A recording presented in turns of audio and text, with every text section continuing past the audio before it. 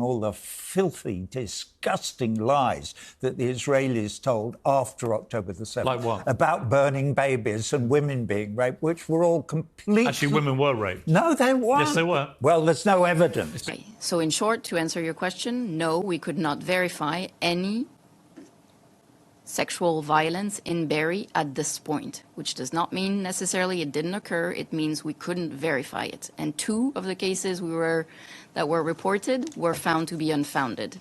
Everywhere, throughout the report, you see that I mentioned that could not be verified, and verification would entail a proper investigation. Yes, we found it to be unfounded. If you really want to take on the propaganda of these people, you really have to play your part.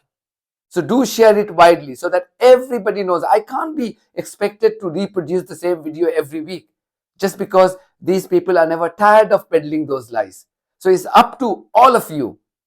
You know where those videos are. You know Janta Ka Reporter channel. Just take the link and share it widely whenever you come across, these lies again. It's been over 9 months since Israel launched its genocidal campaign in Gaza, killing more than 40,000 people, including 28,000 children and women and babies. Yes, 70% of them are children, women and babies.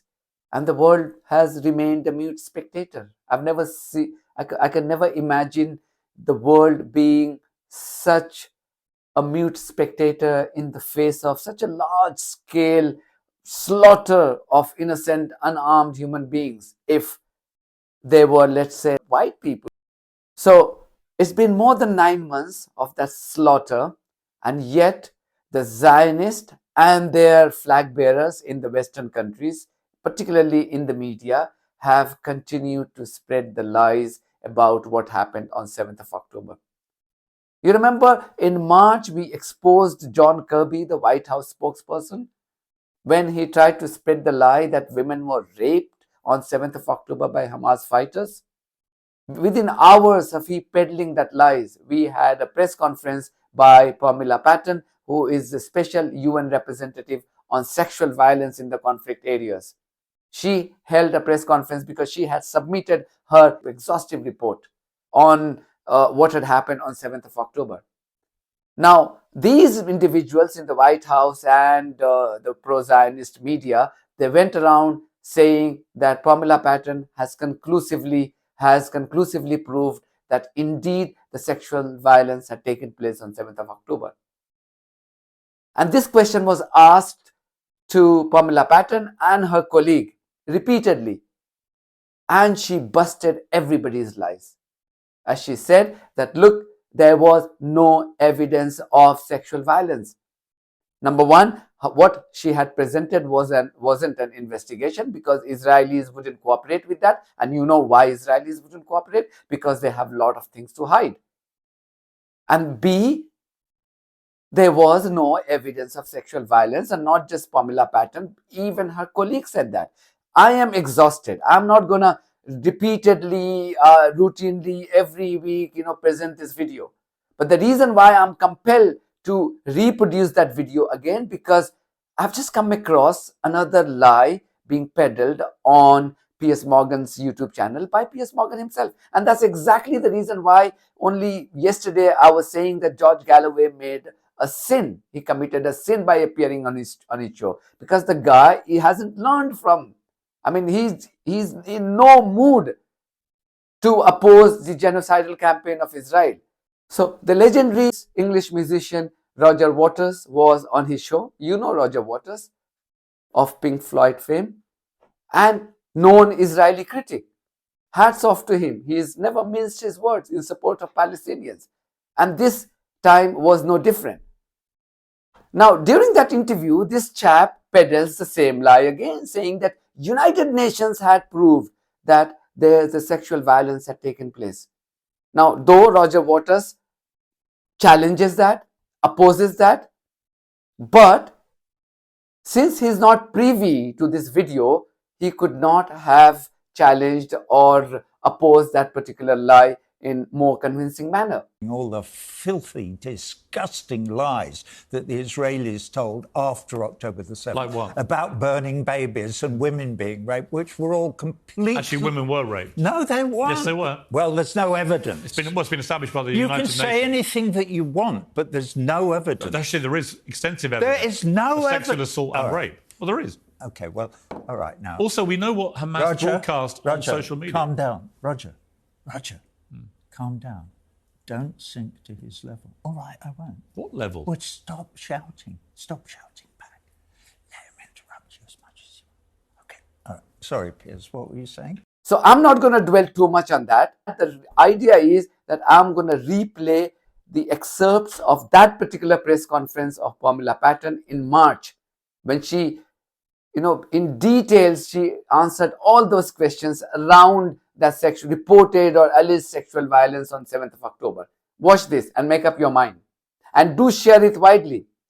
Because if you really want to take on the propaganda of these people, you really have to play your part. So do share it widely so that everybody knows. I can't be expected to reproduce the same video every week just because these people are never tired of peddling those lies. So it's up to all of you. You know where those videos are. You know Janta Ka Reporter channel. Just take the link and share it widely whenever you come across, these lies again. Yeah, coming back to the fact that the mandate is not investigative in nature, and that the purpose of the mission was to gather, analyze, and verify information for its potential inclusion in reporting to the Security Council. I think I have explained this, because otherwise, without this mission, there will be a total blackout in the report of the Secretary General with regard to the 7th of October attacks, and that was the context. Information versus evidence. I think you've answered it yourself. We're not talking evidence. Will stand in a court of law. If you look at the recommendation section at the very end of the report, one of the first recommendations that I make to the Israeli government is to give access to OHCHR and or Commission of Inquiry to conduct fully fledged investigations. Thank you for the briefing. I'm Dawn Clancy with Pass Blue. I have a follow-up and then a question. You mentioned the survivors that you didn't get to meet with. That you were told that they are seeking specialized treatment. They're too traumatized. How do you know that? Who told you that they're seeking? I'm sorry, I cannot disclose that information. Okay. Then my other questions, and forgive me, because I feel like with this report I'm now a little bit more confused than I was before I read it. I noticed on social media that you had met with a Zaka volunteer. His name's Yossi Landau. Yossi Landau has been in the media. He was in the New York Times investigation that has been through the shredder at this point as far as figuring out what's accurate and what's not. In this report, you mentioned that there was a media report about a woman who was pregnant, her stomach was ripped open, the baby was ripped out, it was stabbed, the umbilical cord. That story came from Yossi Landau, who on social media, you can see on their Zaka Instagram page you met with. So when I see that, and then I read this report, I'm lost. To what extent do I believe this? This isn't an investigation, but it kind of is. So then how is this any different than the New York Times story if you're just collecting evidence? I'm just really trying to, if I'm not being clear, please let me know and I'll try to. Well, you are indeed not very clear, but what wasn't clear? Well, I don't get the gist of the question. I think my report is pretty straightforward. We explained that we went to 4 different locations based on. But my question is, you met with Yossi Landau. Yes, he's the creator of that. I will. No, I get your question. First of all, because you're talking about social media, yes, indeed. You've seen the photo, and it was at Kibbutz Be'eri. It was at Kibbutz Be'eri, and if you read the section of the report, starting with paragraph paragraph 62, we say what we have been able to verify, and that we went there because of the attention paid to kibbutz Be'eri and sexual violence. And I have mentioned in my report at least 2 allegations previously reported that we found to be unfounded, and we explained that it's due to either new superseding information or inconsistency in the information gathered, including first responder testimonies, photographic evidence, and other information. And I give two examples. Yes, we found it to be unfounded. Can I just follow up really quick, please? The reason I'm asking this is because there are real consequences to this report. I mean, I know you keep saying the Commission of Inquiry, they need to go and do their investigation, which I believe they're doing, but the Israeli ambassador to the UN has said publicly, we're not going to cooperate with that. So that recommendation is already DOA, I guess you could say. Mm-hmm. Are you at all concerned that this report, sexual violence against women, this is being weaponized as a way to continue violence in Gaza? That's why I'm asking these questions, because this is an important report. Well, I understand that the invitation to me came as a result of pressure from civil society organizations in Israel and academia. And I do hope, and I can tell you that when I was there, no one told me it's too little, too late, or you came too late. On the contrary, many interlocutors told me, we are still mourning. Why are you here? And why this narrow focus on sexual violence? And everywhere, throughout the report, you see that I mentioned that could not be verified, and verification would entail a proper investigation. And I hope that the relevant stakeholders in Israel would pick it up and put pressure on their government to have a fully fledged investigation that would be able to cast real light on what really happened, or close to get as close as possible to what happened. And I fully agree with what you're saying. I mean, that is why, in spite of not being an investigation, I did not want to go and to rubber stamp anything that's given to me. So in short, to answer your question, no, we could not verify any sexual violence in Be'eri at this point, which does not mean necessarily it didn't occur. It means we couldn't verify it. And 2 of the cases that were reported were found to be unfounded. In fact, I just want to add, there's a third one, Chloe, where we... And 2 of the cases that were reported were found to be unfounded.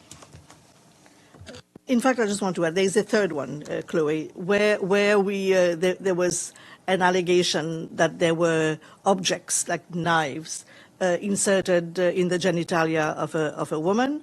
I mean, the team reviewed the photos, and we did not find anything like that. And I did mention, like, one of the challenges faced of course, by the Israeli government, but which impacted our own work, was the fact that inaccurate, unreliable forensic conclusions were drawn by untrained volunteer first responders. And we give some examples. We give some examples in the report, such as interpreting an anal dilation as anal penetration, when, according to our forensic expert, we've extensive burn damage. This is what you get, anal dilation, and the position of the body as a result of severe burn damage, again interpreted as being sexual violence.